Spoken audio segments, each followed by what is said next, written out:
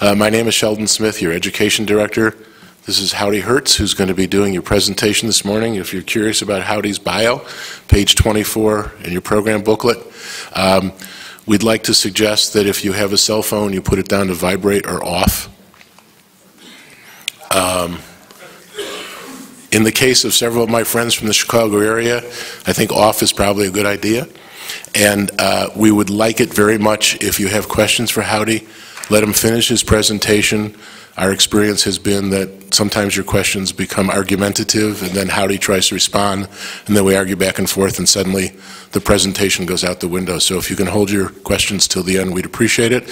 I will be over there controlling Charles Kaplan's computer, which is risky right away, so we're going to go from there, and here's Howdy. Well, good morning, and I appreciate those who did get here today for sticking around.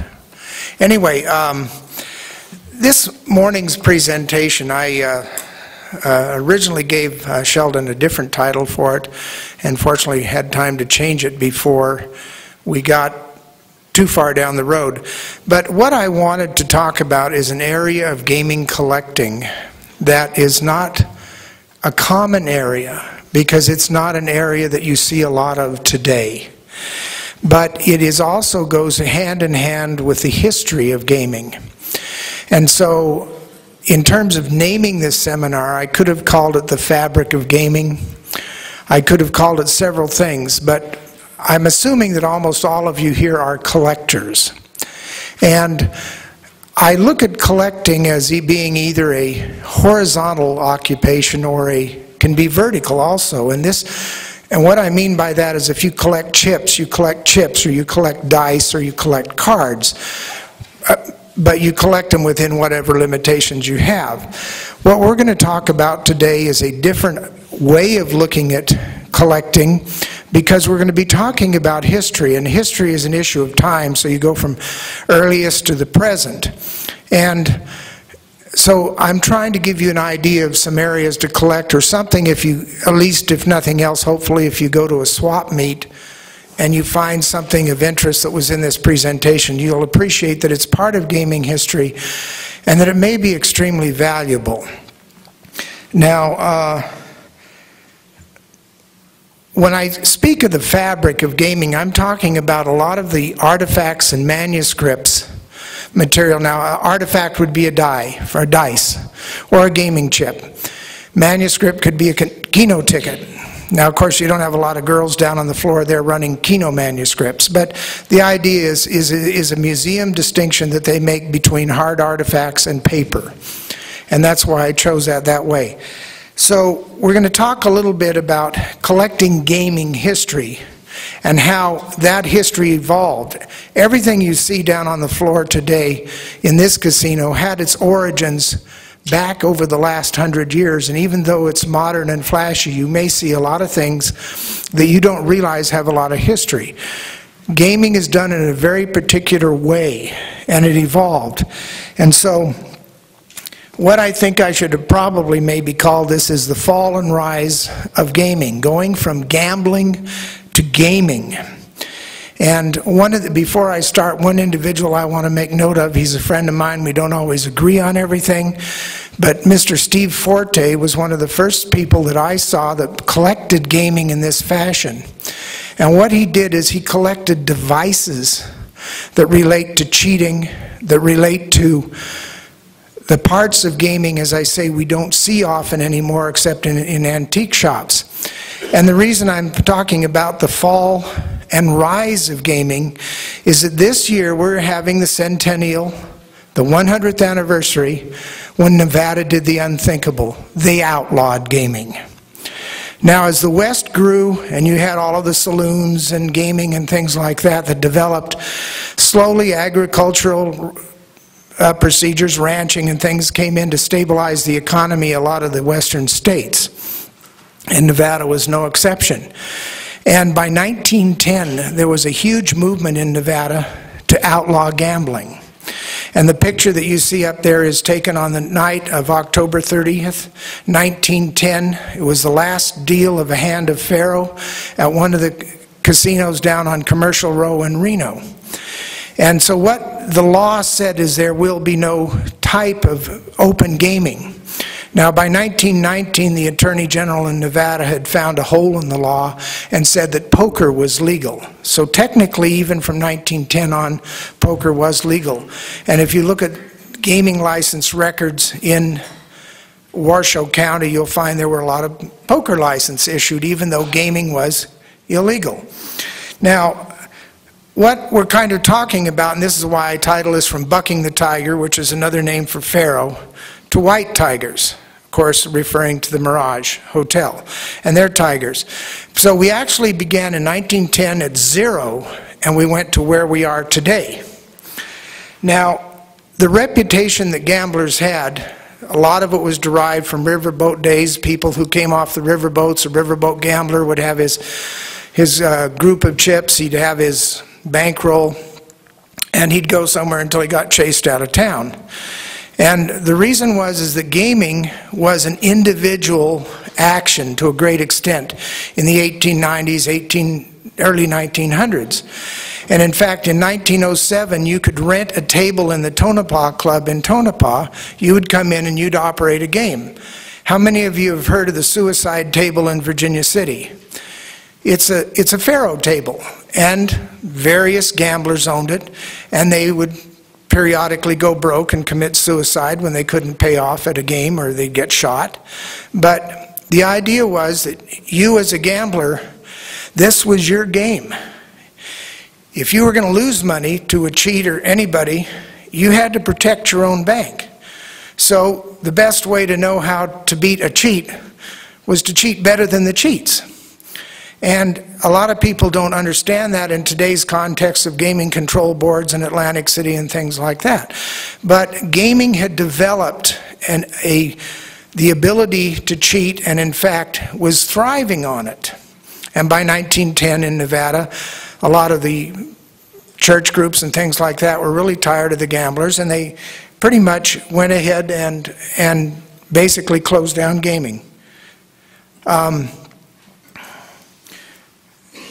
This is an interesting article that appeared in the October 30th Reno Evening Gazette, where it said trainload of gamblers departed for the east and the west, Seattle, San Francisco, and Denver, where they could go ply their trades in various cities that still tolerated or at least allowed a certain amount of gambling. Now, based on that reputation, like I say, from riverboat days, there was it's a kind of an interesting proposition, and I want you to consider this. Luck is a far too precious thing to leave to chance. So it's kind of a different concept of looking at what we'll call fairness. Well, the best way to preserve your luck is to not allow your luck to be an issue. And this was pretty typical of gaming in that period of time. Can you hear me okay? Is it better if I stand back a ways? Is this okay? Oh, all right. So Nevada had shut down gambling. They put the gamblers on the trains to San Francisco, which happened to be right across the street from Commercial Row. Commercial Row shuts down, and downtown Reno becomes a pretty quiet place. Now, Prohibition, however, was on the horizon. And it was during Prohibition, and not in Nevada, that a huge amount of gaming developed. And that was where gambling truly thrived. Let's go to some terms in case any of you don't, so I can. A crossroader is basically someone who would come into a gaming house and cheat them, try to cheat them out of their bankroll. A flat house would be a gaming house that cheated its customers. If you walked in with $10 in your pocket, they didn't want you to walk out with a penny in your pocket. They would try to get eke every last penny out of the money you had.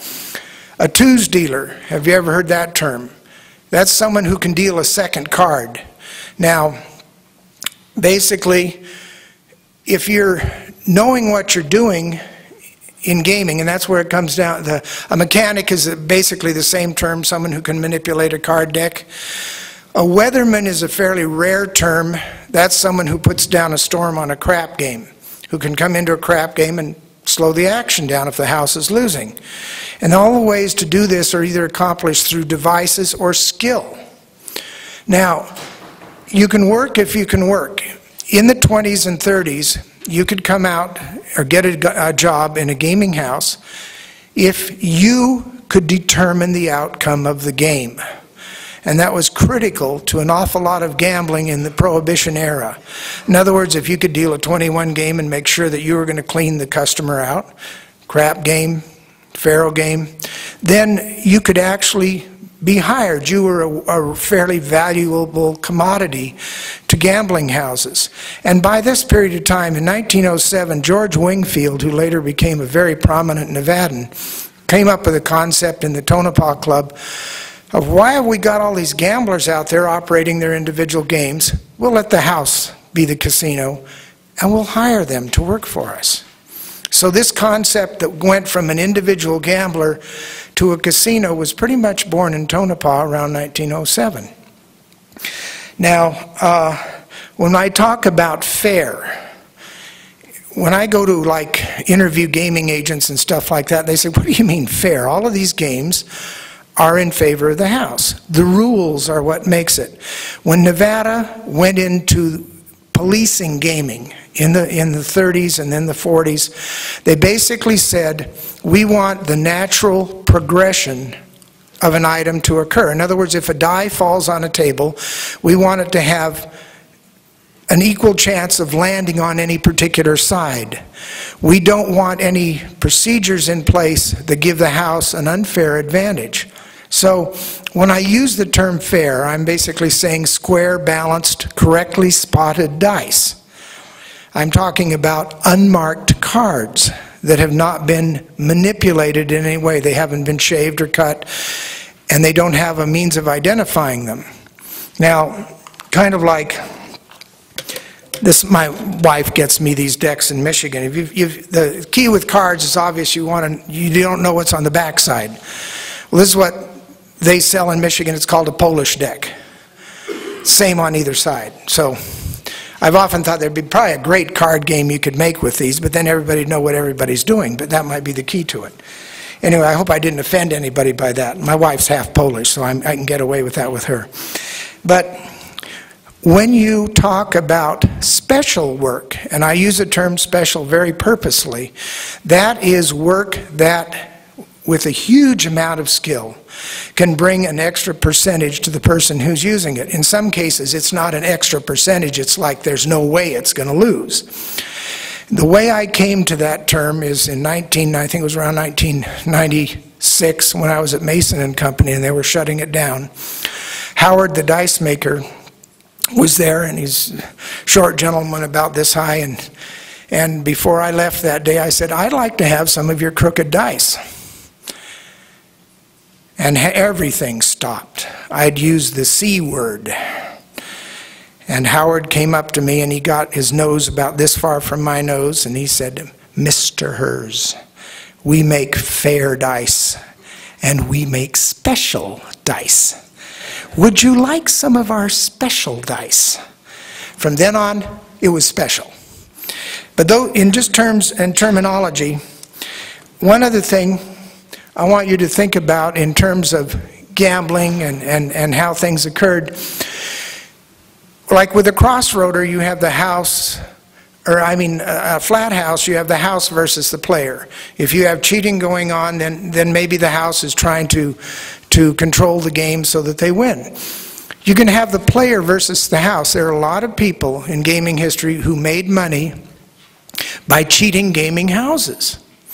You can have, and this is not uncommon, especially in the 40s and 50s and 60s, where you'd have teams who would go in and get someone in the house, a dealer, a pit boss, onto their side, and they would cold deck a house. Now, how many of you were at the banquet last night?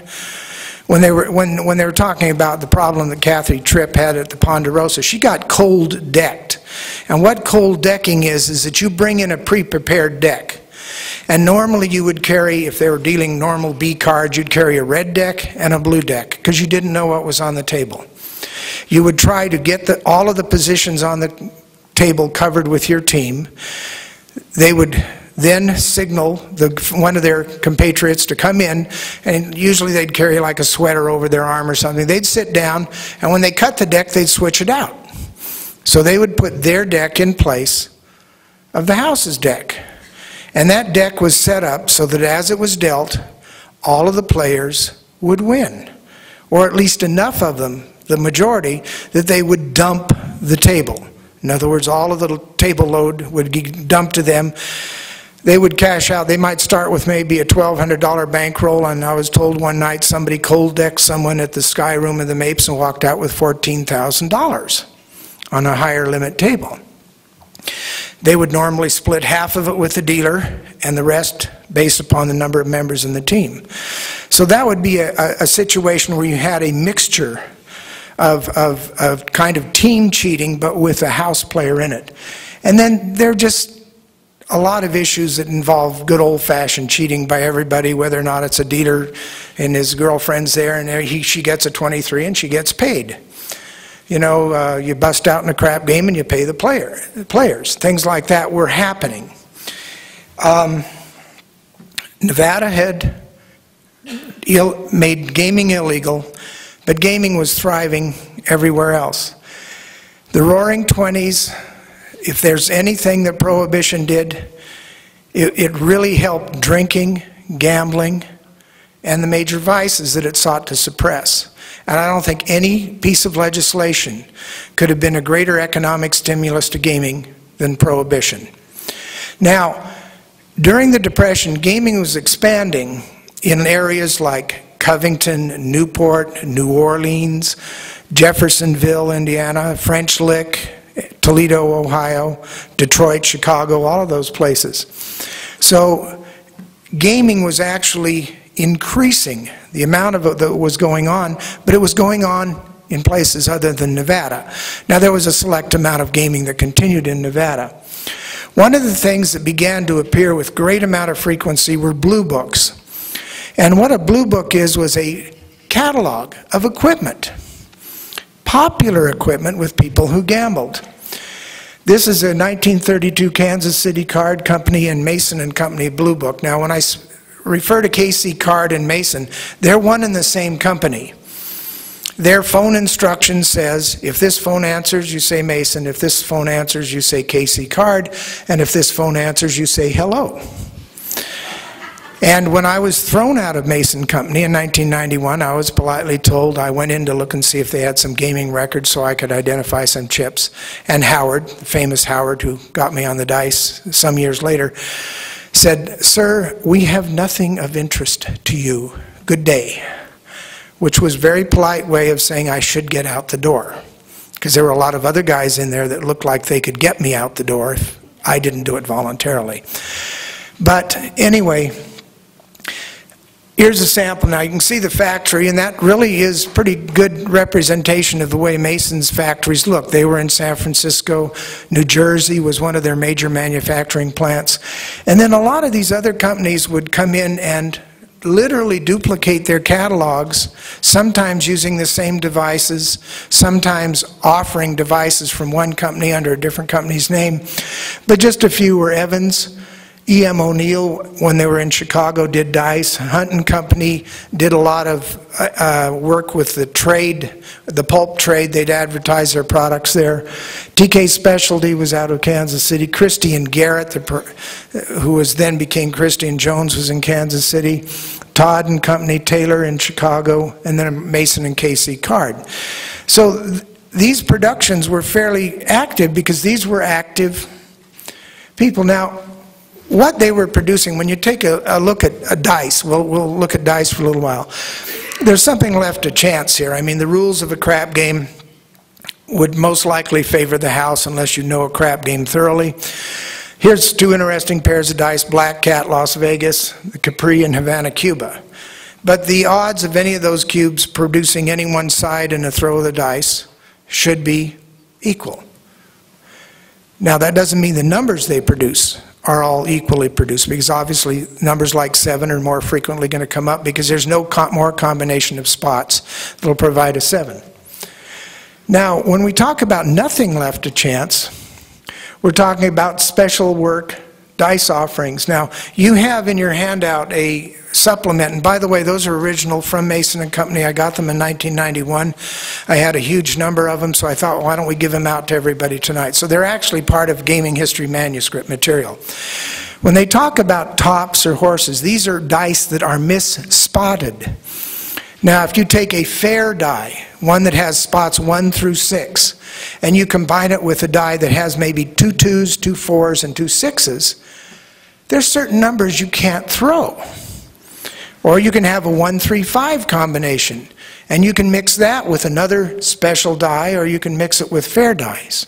So depending on how you want the game to go, if you're the house and you're a flat house, you can make sure that the first guy out is not going to get a winning 7 or 11. And once he makes his point, you can make sure that the odds of him not getting that point again are excellent, because you go in and the croupier takes one cube out and switches it with another one. And if he's trying to hit a 6, you can put in a combination that's really, really, really hard to get a 6. So the odds of him busting out are excellent. Now, if you're a team playing craps, what you want to do is switch in a die that will give you the advantage. You're trying to hit a 6. You want to keep away from a 7 and 11, so you throw in a combination of dice in the game that won't let you get a 7 or 11. And pretty soon you're going to get your 6. So it's both sides, and I want you to think of it that way. The items on this page, and you notice they're all numbered 244. 214, different pairs and things like that. You could order what you wanted, you could get it in the size you wanted, you could get it in the color you wanted, and in some cases you could get the hot stamp of the club you were trying to beat. But you didn't ever get that pair of dice from the company that made the dice for the club. You'd have to go to their competitor and do it. Now, here's an idea. This is a chart from a Hunt and Company book that shows you, if you combine certain spots, what you can and can't throw. And you'll notice all the numbers aren't there. So the advantage to the player, to the house, depending upon who's dying to do what to whom, is clearly illustrated. And back in the 30s, they had no problem advertising their products and say, this is what this will do and this is what it won't do. Now, I've had a lot of discussions with people who have made this type of equipment. And they say, well, are we any guiltier than the owners of Remington Arms Company if somebody gets killed with a gun? We produce a product. If it's misused, you know, we make this for a lot of magicians so that they can throw certain numbers. There are various things, and I'm not going to argue the morality of it. I'm just going to simply say, in the 30s and the 40s, they were very straightforward about their products. And so this is how you can switch dice in and out of a game. Now, nothing left to chance. Top one, door pops. Take a good look at the die on the left, upper left. See a lot of 5s on there. Put it in with a 2-6 die with only 2s and 6s, and I guarantee you, you will get a 7 or an 11 with that combination in play. Now, that was described by one dice maker as the kind of pair of dice that you want to have on a moonless night if you're a master sergeant playing on an army blanket in France, because you don't want anybody to really see those dice, because it's obvious that one of them has a major problem. Actually, 2 of them do. And you can only see 3 sides of a die at once. So these are extremely dangerous to use in any kind of game if you're trying to cheat. But if you want a 7 on your first roll, you want 11, hey, door pops. The term door pops, popping open the door, opening the door in a crap game. Miss spots, down on the bottom, you have the die on the left is a 1, 2, 3, and a 1, 2, 3 on the other side, combined with a normal die, and you'll notice it has an international logo on it. Now, those dies are slightly different in size by probably a 1/4 of a millimeter, because if a gang went into the international, they would go back out to their car, we got international dice, gee, they're using 7 3/4 dice tonight, all I've got is something that's within a hair of that. But the bottom line is, in a casino and a game going on, it's kind of hard to see what's happening. So they could mix in a die, pull it out, things like that. So our casinos in Nevada were not immune to this. I have seen dice from the Desert Inn, the Flamingo, from the Royal, various casinos that cheats had brought in and used on their tables. Now, sometimes you want to get a little more overt. The top one is a tap die, and the one spot has been taken off. There's actually a shaft, a piece of metal frame in there, and there's a little lead weight on there that runs down the shaft, and when you tap it on one side, it puts that little lead weight in the center, and it's a fair cube. But if you don't want to tap it again on the correct side, and it slides to one corner, and now you have a cube that's more likely to bring up an ace. That's one way of doing it. Magnetic dice, beautiful things. The spots are filled with magnetic material. Now, magnetic material has a polarity. So you put it in a magnetic field, and if that field's laying this way, the die is laying this way and the field's this way, it goes like this. So you don't want to see dice stop on a table and turn by themselves. Clue number one. But these can be made on clear dice that you can look through, and a small layer of this material slightly recessed into the correct spots can give you the combinations that you want. Of course, the problem is when you flip the switch, you better do it just about time they're landing on the table, because they are going to look funny when they start getting a life of their own. Loaded dice, everybody talks about loaded dice. There's a very good example on the top. You'll notice they've done the 4, 5, and 6, which is going to favor the 1, 2, 3 side, probably more the ace here. Those are titanium loads. The picture on the bottom, dice loads, small 24-karat gold loads. Top of the line. You can use platinum if you want. At that point in time, platinum was a lot cheaper than gold, but you could get gold loads, and that's what loads look like. So if you're looking around in a box of dice and all of a sudden there's this little funny looking circular piece of metal down there, you might want to ask them if they want to sell that one, because that's actually part of gaming history. That's what a dice load looks like. It'll be the same size as the spot and wafer thin. Something left to chance. Let's talk a little bit about cards. A deck of squeezers on the top, regular casino card. Now that actually, the bottom card, I went ahead and did something to that card. So one way of dealing with cards is you can, first of all, B decks were offered. Let's talk a little bit about the manufacturers. Again, a list of products. When they talk about standard decks, special work, Mason offered decks with all of these numbers. You could call up and say, I need 3 or 4 packs of 710s. You were guaranteed to get a very, very special combination of marking on those cards. They would mark the cards. They'd take them out. It'd take an artist about a minute at Mason to brush on marks on a 710 or a 730 deck, and they would go ahead and put them back in the box, cards in the correct order. They'd seal it with cellophane. They'd put a tax stamp back on it because they didn't want to cheat Uncle, and they'd ship the decks out. Well, the companies would keep records, and they would say, okay, Sheldon Smith could call up, and Sheldon would say, I'd like 5 more decks. That's all Sheldon had to say. Money orders in the mail to you. And they would ship Sheldon 5 decks because they had an envelope over here with his name and address written on it and his custom card marked combination. They have huge files, 700 or 800 cards would be in envelopes, because when they would make his original deck, they would take a second deck, pull out the cards they would mark them, put them in his envelope, so they never had to ask Sheldon, well, gee, what do you want? What are you playing, pinochle, or you just want the hearts marked, or you want just the high cards? So that's how they operated. But you could buy standard decks, and the standard decks were always marked in the same area. Now, this was a fairly good business. I don't think this is a staged picture, because I have seen this room in Chicago, and I've seen the desks. And these ladies would sit there, and they would do like maybe a 710 deck, which had certain markings that they had to have on it. Now, how did all of these ladies get the 710 or the 730 deck correct, Sheldon? They had a key. And if you want to collect some extremely rare gaming history, you try to find one of these master decks where they would say 730. Now what they were doing here is the little diamonds there, they would use black so that they could see the marks on the card and make sure they were getting the decks correct for each order. But they could make the diamonds bigger, they could make the diamonds smaller. And based on which diamond they were going to enlarge, I think you can see on there, down under here are the writing of to what the diamonds are. This is if they're marking suits, they would mark the diamonds down here. And this pattern of marking was only on a 730 deck. But if you used 730 decks and you knew what you were doing and you could read those decks, all you did is call up Mason, I need 5 730 decks. They'd ship them to you sealed up. You could open them up in a card game, private card game in a hotel room.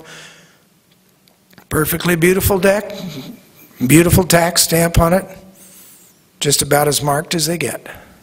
So, now, the other things they could do is edge work. This illustration here is actually one of the illustrations for the Evans and Company catalog. So they would take a card, and Montana trimming is slightly a trim that kind of rotates the pattern slightly, and you can determine what card you're getting or have in your hand. So there were several ways to deal with this. Now, I remember I told you about the Harvey's card before. This is a edge V cutter for the edge. And if you'll notice in the Harvey's card, this is that same card that was up there. There's a little mark in there. So that's a good way to determine if you got an ace. So this is just an example of type of equipment that these companies sold so that you could do your own work. And they made money, of course, selling you this rather rare marking device. There was also other things like shiners. I don't know if you've heard of that. A ring polished, you turn it around, and when you're dealing the cards, you get a nice little mirror image of what's going out to everybody. You also had shiners that could be held in a bundle of money. Matchboxes. If you sit there smoking a cigar, you'd open your matchbox so you could get to your matches, and there was a mirror in there. So you could deal or see what was going on. So this type of thing, and I love this regulation shiner. I have no clue whose regulations they were adhering to. These are the original Evans hand-drawn illustrations from the 30s for their catalog. These are now in the American Gaming Archives. Beautiful hand illustrations that were later used in the catalogs. The ring shiner, the matchbook shiner, some of my favorite pieces of artwork. Now, this is a little bulky, but one way to tell on cards is if you trim a card. If you take the aces and you shorten their width, they're very easy to feel in the deck. And these big, bulky scissors were kind of like screwed on or welded on to this device, and you could set the size of the trim that you wanted. Now, if you have one of these and it's marked Will and Fink, which was a San Francisco manufacturer of the 1880s, those puppies go for about $2,500 a shot. This was the one that they used, I believe, at Mason and Company to do their trim work. And this is probably like an $800 or $900 item. Collectible because it's part of the gaming history. Card trimmer, a hand trimmer from the 1880s. You could go along as you had a razor blade or a really sharp Bowie knife. You could trim down some sides on that. But when you trim a side, the corner then stops. So you'd have to buy a corner rounder, which is the device below it that has a perfectly round die cut scissors for rounding your corners back out. Now, with a little help from my friends, you can always put a card up your sleeve if you have one of these fabulous little holdout devices. This is the illustrations that they used in Evans. Again, the original artwork. They had taken a card, photographically put it down, and pasted it onto the line work here. But this type of holdout was fairly common. In fact, they had several different types that they would have. I always like the scissor kind because they're kind of dramatic. Holdouts for collectors, $1,200 a shot or better.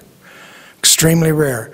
I was recently offered one at $3,500. The guy hadn't finished making it yet, though. But he's 87 years old. He's probably not going to make too many. Dice, how about a stick with a handle with a few cubes in it? Good way for a croupier to move some dice in and out of a game. As one person once told me, you don't want to be in a dice game when the croupier is touching the cubes. You want him to bring them in with a stick. Just a little little clue here. This stick, the brass end of it can be turned, closed, twisted. You never know what's on there. Good luck getting it away from that croupier to check it out, too. Another way of hiding your dice, those are hot springs chips, a stack of chips hollowed out. You put your special die in there. This type of thing can still actually be used today. You have a cap piece on it, so you've got a nice stack of dice sitting there, and when you need it, you put it into the game. So this type of collectible dice holdouts are extremely popular with collectors. And I think the most interesting thing about Mr. Forte's collection is that he had the various cheating devices over the years that showed you how they changed, how the use of magnets, how the use of different concepts on how to cheat were developed. Well, because of all of this cheating, a lot of the reputations that gamblers got were probably pretty well deserved. Now, 1931, I believe it was March 20th. I always get the date wrong because I can't remember the exact day the governor sold it. Nevada jumped back in the game. When Nevada got back into gambling, who knew how to gamble best? Who knew how to work if you could work? It was the people that were being trained in Covington, in Newport, in Jeffersonville, New Orleans, the Jungle Inn, clubs like that, the Mecca, back east. Because remember, Nevada had more cows than people in 1931. We didn't pass the cows, I think, until the 60s. But the bottom line was that you had legalized gaming now. Now, gaming, I love this editorial in the Reno Evening Gazette. Reno gambling proprietors do not believe that any other city in the state will offer serious opposition to this city in the gambling business. They point out that the season in the Lake Tahoe region is short and virtually limited to a few months in midsummer, and that summer heat at Las Vegas will make gaming unattractive. Who knew? Anyway, during the 30s, gaming was expanding. Of course, Nevada had had poker since 1919, table games after 31. And a lot of people, and I never understand this, you're from California and you don't collect chips. They've had poker there legally since 1884. There are so many chips in California, but they weren't used for craps in 21. They were used for poker. They're still chips. Collect them. Unlicensed gaming, Covington, Newport, New Orleans, Southern Indiana, Ohio, Detroit, Chicago, New York, Hot Springs, just about everywhere in the United States had gaming. I haven't found an open club in Utah yet, but there is the Utah Salt Lake Card Company, and they made dice. I have their dice wrappers, and they sold cards. So I would suggest that there is not a location in America that did not have gaming. Now, gambling went to World War II in the form of little pairs of dice that got used in a lot of pump tents around Europe. And in fact, John Scarn was hired by the Army to educate a lot of the servicemen in what was going on, because a lot of sergeants were getting, a lot of the brass in World War II were getting complaints. Gee, I just got my paycheck cleaned out by Joey over here in his little pair of red dice. So Scarney actually testified with the Army, and they knew they couldn't stop gaming in World War II. But Scarn became one of the first people who really testified in what was becoming a tidal wave of opposition to the type and method of gaming as it existed in that period of time. From 1931 to 1947, the only regulation to Nevada gambling was the sheriff. Now, I asked an old-time gambler, I said, who protected your game? He said, you did. It was like a pharmacy. You know, you had to stop, you had to catch shoplifters on your own. I said, couldn't you call somebody? He said, no, who would you call? Sheriff wasn't going to necessarily pick them up. There wasn't any legal basis in Nevada for arresting cheats. Most of the time, they'd take them out and run them down the street and beat them up. Several lawsuits with Sahatis at Lake Tahoe that were based on the fact that somebody got beat up because they caught somebody cheating. So, by 1947, and this is kind of a little parallel here, you had your self-protection. Now, traditionally, if you were a real good gambler and you were dealing seconds, you might go surgically have the first part of the index finger removed, because you could deal seconds real easy if this finger was short. So what was, if the house caught you cheating and they didn't like who you were cheating for, they would simply finish the surgery. Without anesthetic, they'd take the rest of the finger out. And that had a tendency to stop a lot of people from cheating. So that was kind of part of the self-protection. You had to be very, very careful in those days. In 1946, there was a Shriners Convention in Reno. And the amount of complaints that came in to the Nevada legislature was horrendous. State officials were told, you're cheating everybody in sight. Well, the legislature didn't want to lose something that was a good deal. And so they got together and they said, we have to have somebody police gaming, we need to license gaming, we need to come up with some legal basis to make our gaming better. And the main proposition was that we want the natural progression to be the key to determining whether or not cheating is going on. If the dice will fall fairly and the cards will be dealt fairly, that's what we're happy about. And that was the fundamental philosophical basis. Highway 40 zoos, when I refer to A to Z, the zoos, when I was first told about the zoos, I didn't understand what they were. I said, what are you talking about, a zoo? I thought it was some sophisticated gaming term. They were zoos. They had animals. And when you stopped at the zoo on Highway 40, you got suckered into a chuck-a-luck game that wasn't on the up and up. It had magnets.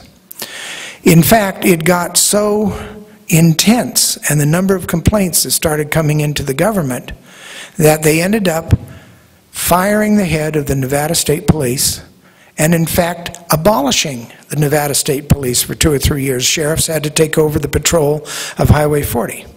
But they shut down the zoos. In 1947, the legislature said, we're going to put in charge of gaming licensing the Nevada Tax Commission. Now they did equalization and other tax issues and things like that, so they got a gaming division. And the gaming division, Robbins Cahill was the secretary. The first thing they did is they went out and they hired some of the best cheats they could find who were a little short of money, and they hired them. They said, we want you to go around the state, we want you to go up north for a week, go down to Vegas for a week, and we want you to just watch. And when you're done watching, you report back to us. Well, they had some scandals, needless to say, in the 40s. Certain cheating situations were resolved amicably between gentlemen. Certain agents were fired, things like that. But ultimately, the tax commission began to understand what was going on. And in a period of time, a vast majority of the cheating in gaming was being cleaned up. Agent would come down to Vegas. He would go into a casino down here. I won't mention any here, and send a report back home, and pretty soon a licensing agent would come in. So the undercover agent is the way that they started taking care of this. Now, Nevada was pretty happy with its reputation, and then Look magazine did an expose in 1958 on Havana, Cuba. And they said, the mob owns Havana. Meyer Lansky and various individuals, who they proceeded to name in the Look magazine, are running the games for Batista in Cuba. Well, the interesting part of the list was those were most of the owners of major Las Vegas casinos that were operating in Havana. And the legislature went through the roof, and everybody else went through the roof, and they issued an edict. You can give up your Havana license, you can give up your Nevada license. We either want you back here or want you out. That was their solution. As it turned out, almost everybody gave up their points in Havana around 1958, which was a rather timely decision, even though they took a loss. Because 1959 was not a bonus year for gaming there, especially when Fidel came in on January 1st. There was also a rising tide in America against gaming that was going on that was not licensed. And Estes Kefauver, through the Senate Committee on Organized Crime and Interstate Commerce, came in and began doing investigations. And I'm sure you've heard of the Kefauver Committee. Very collectible piece of gaming history. These various reports, they list all of the locations that they found around the country. They put a huge amount of pressure on local officials. The New Orleans sheriff, sir, didn't you see any gaming when you were on O'Dwyer's? No, sir, I was sitting at the bar, never saw a game. It's in the records. It was so obvious and so blatant, and so much pressure came in that gaming began to be discouraged everywhere but Nevada. Kefauver's commission also held hearings here in Las Vegas in the Federal Building, and that's where the mayor's going to put the Mob Museum, if I'm correct, or focusing on that. So this was only one part of what was going on. Nevada eventually created the Black Book. If you want a little piece of gaming history, see if you can find one of these in an antique store. A listing of undesirable persons. Grant Sawyer, the governor of the state, was sued over this book, and he won. Gaming is a privilege, and we have the right to revoke that privilege for any cause.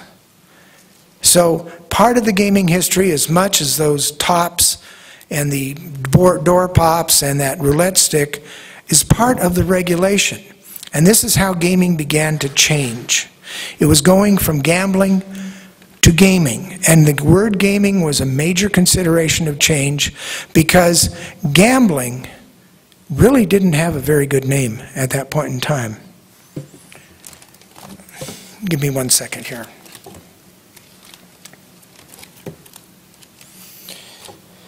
Now, Nevada worked very, very hard to keep it a free enterprise, but a controlled privilege. And ultimately, one of the people that came in and changed a lot and is given a lot of credit for the changes in Nevada gaming was Howard Herz.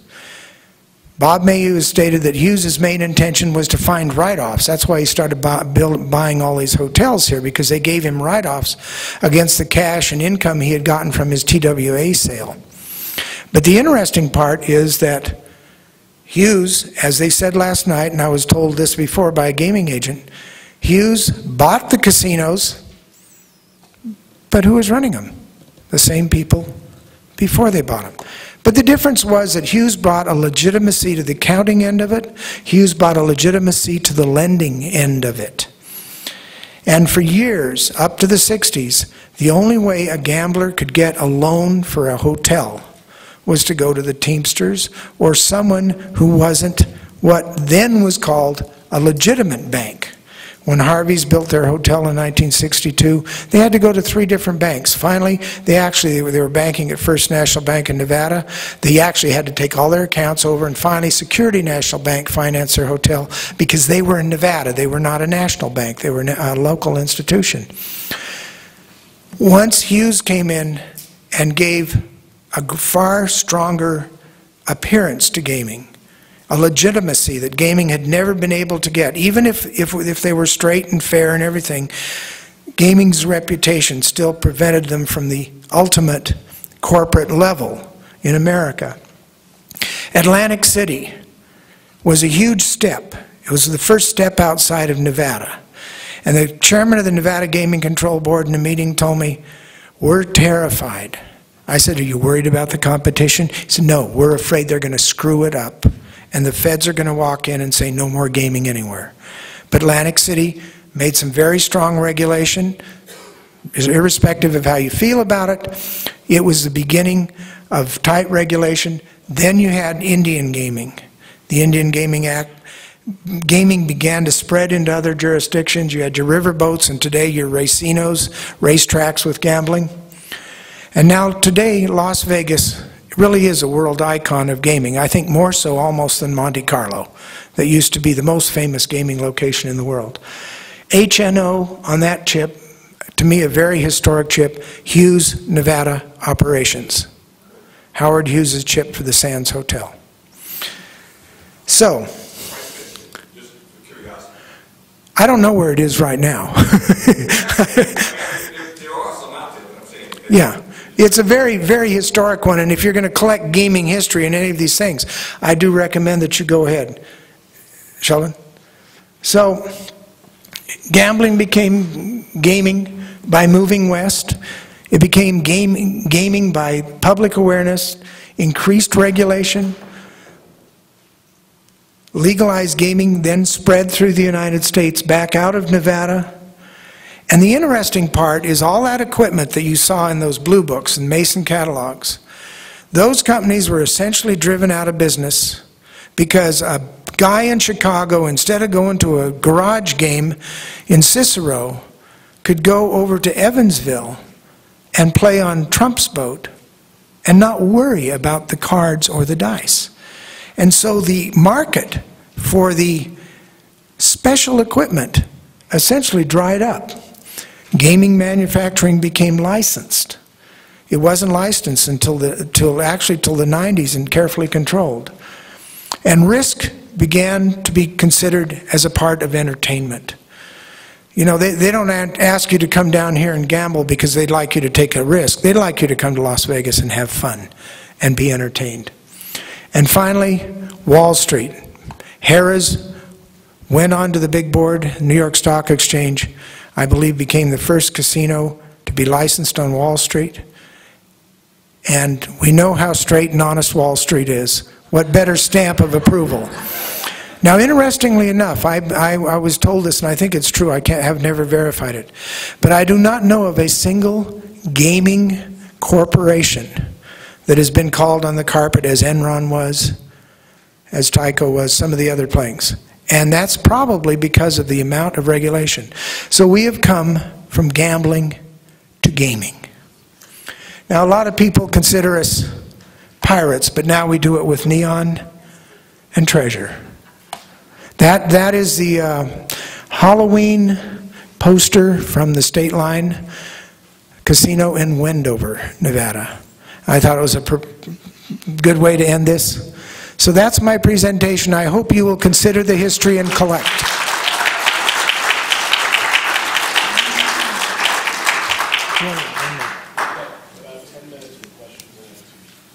Yes? It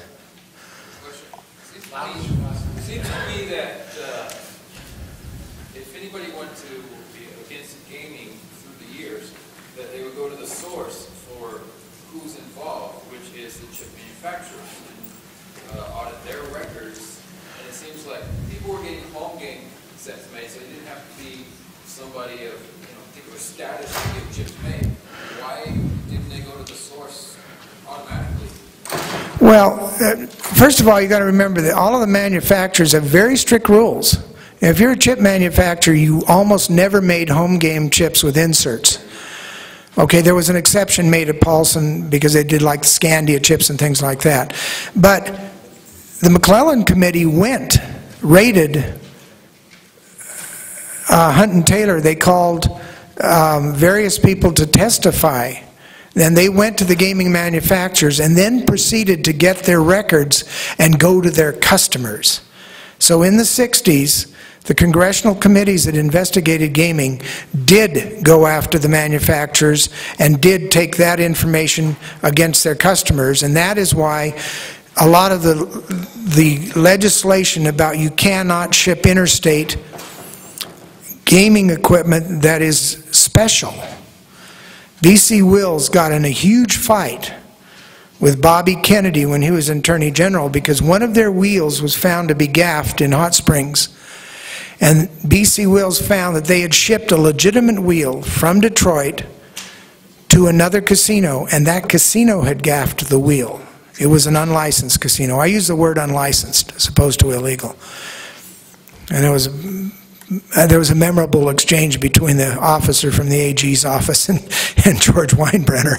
I won't repeat what it was. It was rather nasty. Yes, sir. I take it that when I guess they were making all that money with their special equipment because with all the gaming now, it seems like they can stay in business making profitable, legitimate stuff. So most of their business is special stuff. They make profit. Well, there was always a problem when you were making special equipment. And I can give you an illustration. There's a company in California that the choice was made, shall we go legit or shall we stay with special? And they chose special. And about 2 years ago, the owner of the company said, you know, when I look back over time, I won't tell you who it was, but they said, when we look back over time, we're sorry that we didn't go legit because they had most of the business in Las Vegas. And they lost that business. Now, I can also tell you another source from Gaming Control Board, an older agent, said that they went to LA and they talked to these people and they said, look, would you we can't have you making special over here and selling to Nevada operations. Would you take the special equipment manufacturing and put it in a building across the street and call it a different name? Because they legally couldn't force the company to stop making the equipment. All they could say is, if you do it like Mason did, Mason was legit, Kansas City Card was special. Same office, same room. So that, you brought up a very good point, because the choice of the companies that ended up dying financially were the ones that stayed with special, because special sales started going like this and legit went up. Well, in some cases it depends. You have to remember that in the 1990s, gaming went under a huge change. You started getting electronics in, but people still make dice the same way. The material has changed. They don't use cellulose nitrate now because it's unstable. They use cellulose acetates, things like that. And then when you started having licensing coming in, if you're a company out in St. Louis and you're selling, or Kansas City, selling to Nevada, you have to meet certain standards. And there's other issues that have come into gaming manufacturers. Every Indian tribe has their own gaming control board, and you have to be licensed to sell to every tribe. And where you used to be able to license in Nevada, now all of a sudden you have to have, instead of one license and one reputation to uphold, you've got to be licensed to every tribe you want to sell to. Do you know what those licenses cost? A lot of money. You know, $10,000, $20,000, and you've got to go through the hoops and jump them. So there's been a lot of internal conflicts that a lot of gaming companies have died financially just simply because the noose was tightened so tight. The regulation couldn't operate. Anybody else? I thank you for coming at 8 o'clock if you stayed, and 9 o'clock if you enjoyed it. Thank you.